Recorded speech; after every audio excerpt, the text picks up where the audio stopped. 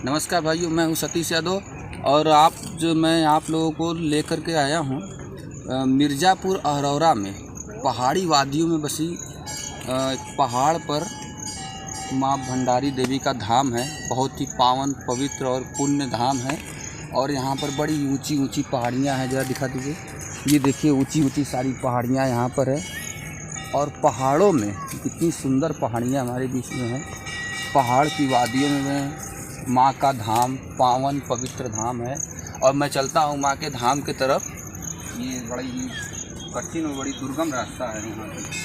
ये देखिए ऊंचे ऊंचे पत्थर, और ये लगता है कि पत्थरों को काट कर ही रास्ता बनाया गया है यहाँ पर। ये देखिए बड़ी ऊंची ऊंची रास्ते हैं यहाँ पर। और जैसा कि हमारे इतिहास में और वेद पुराण में सुनने को मिला है कि माता भीलिनी माता की पुत्री हुआ करती थी। और जंगल में, इसी इर्द गिर्द जंगलों में इनकी माता जी 4 दिन तक बिना अन्न और पानी के लेटे लेटे और स्वर्गवास हो गया। और बच्चा के रूप में माता जी उसी बॉडी पर, लाश पर लेटे लेटे 4 दिन तक पड़ी रह गई। ये कुदरत का करिश्मा है। और यहीं से राजा कर्णपाल सिंह जंगल में शिकार खेलते हुए आए इन्हीं जंगलों में। और उन्होंने देखा एक बच्ची को, तो उन्होंने बच्ची को गोद में उठा लिया और जंगल में लेकर अपने राज दरबार में लेकर गए। और उन्होंने बच्ची को अपने बहन के रूप में पाला। और जो आज यहाँ पर उन्हीं की बहन ये भंडारी देवी हैं यहाँ पर। और बड़ी ही तेज़ यहाँ पर माना जाता है कि जो भी लोग अपनी मन्नत मांगते हैं और यहाँ पर एक पत्थर रख देते हैं, उनकी मन्नत ज़रूर पूर्ण होती है, ऐसा यहाँ का मानना है। तो आइए मैं आप लोगों को मंदिर के अंदर की दृश्य दिखाता हूँ। आइए, अब हम लोग चल रहे हैं मंदिर के अंदर।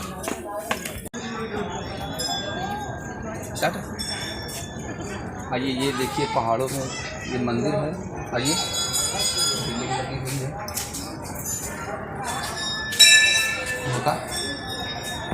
आइए देखिए,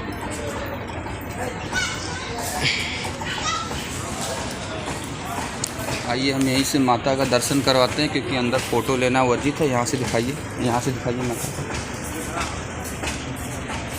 हम यहीं से दर्शन करवाते हैं माता का, क्योंकि उधर फ़ोटो लेना वर्जित माना गया है। जय हो माता जी। आइए इधर देख लेते हैं कुछ। ये नीम का पेड़, इसकी मान्यता है कि ये बहुत पुराना नीम का पेड़ है। और कितना पुराना है इसका आंकड़ा तो आइए। और मैं एक चीज़ यहाँ पर दिखा दूँ आप लोगों को। ये जैसा कि ये बना हुआ है सरोवर टाइप का, इसकी मान्यता है कि कितना भीषण गर्मी हो जाए ये कभी सूखता नहीं है। और इसमें कछुओं का इतनी ज़्यादा कछुओं की संख्या है कि अगर दूसरे कहीं जगह इतने कम जगह में इतने कछुआ छोड़ दिया जाए तो सेफ नहीं रहेंगे। ये भी एक माता की कृपा ही है। इतने कछुआ इतने कम जगह पर हैं, ये भी एक माता की कृपा है। आइए मैं आपको इधर से भोलेनाथ का दर्शन करा देता हूँ।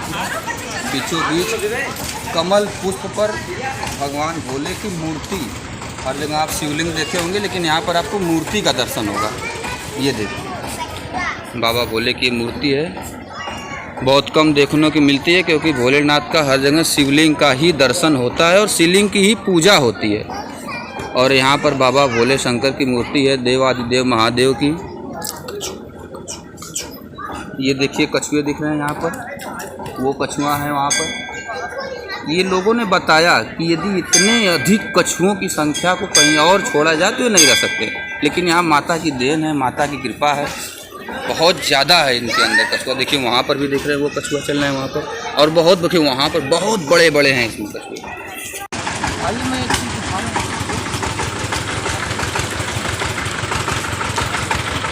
ये देखिए माता जी जब इस पर्वत पर पैर रखी थी, उस समय का ये उनका चरण पादुका है, जो आज भी पूज्यमान है। ये उस समय का बनाया हुआ उनका चरण रखा हुआ चरण पादुका। और एक चीज़ और बड़ी अजीब चीज़ यहाँ पर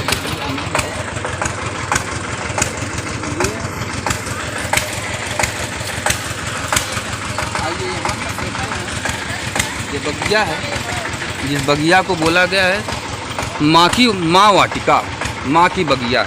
ये प्रकृति का बनाया हुआ है, इसको कोई हाथ से बनाया नहीं गया है।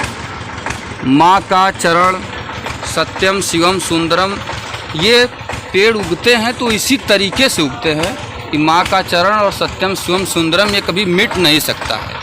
इसलिए इस बगिया को माँ की बगिया का नाम दिया गया है। और वो झूला है, जैसी मान्यता है कि माँ रात में रोज़ उस पर झूला भी झूलती हैं, ऐसा सुनने को मिलता है।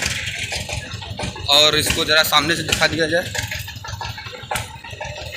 ये देखिए, ये झूला है, मन मंदिर है, ये माँ की बगिया है, इसमें माँ विचरण करती हैं। और ये सबसे अनमोल चीज़ यहाँ पर यही है, ये पेड़ जो प्रकृति का देन ऐसा है, ये कितना हो बड़ा हो जाए, ये माँ का चरण, सत्यम शिवम सुंदरम, ये कभी मिट नहीं सकता। ऐसा यहाँ का मान्यता है। लोग ऐसा बताते हैं कि बहुत वर्षों से ये इसी तरह से चला आ रहा है और इसी तरह से बढ़ता है।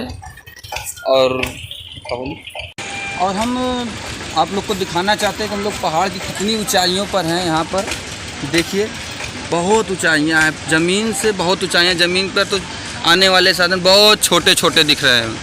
काफ़ी ऊंचाइयों पर माँ का ये धाम है, बहुत ही पावन पवित्र धाम। और यहाँ पर दर्शन करके मन बहुत प्रफुल्लित हो गया। और मैं फिर एक बार यहाँ पर आना चाहूँगा, इस धाम पर।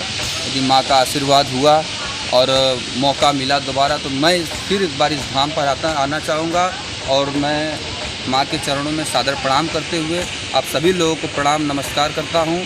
और अगले वीडियो में फिर से मिलेंगे, तब तक के लिए नमस्कार।